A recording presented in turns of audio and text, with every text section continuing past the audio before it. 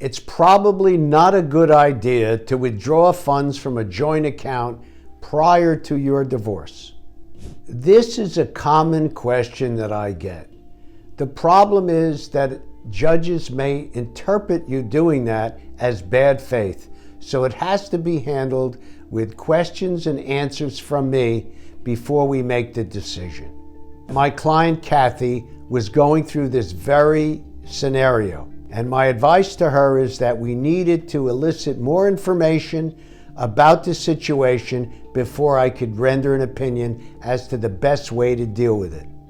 Over the next few minutes, I'll be giving you the advice that I would give any client related to this situation.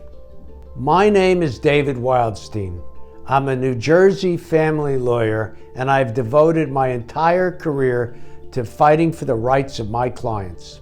Although it can be construed as bad faith to withdraw all the funds from a joint bank account, there are circumstances where it's justified.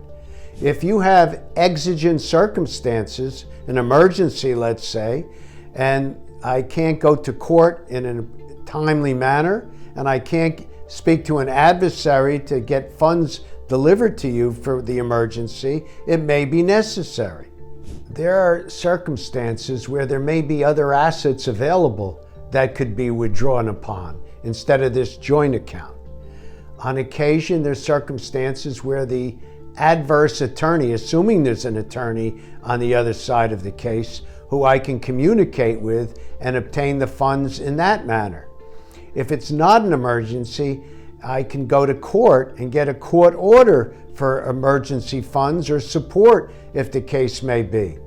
On occasion, some clients will use their credit card for certain obligations that have to be paid, even if it's the credit of their adverse spouse who's the primary cardholder.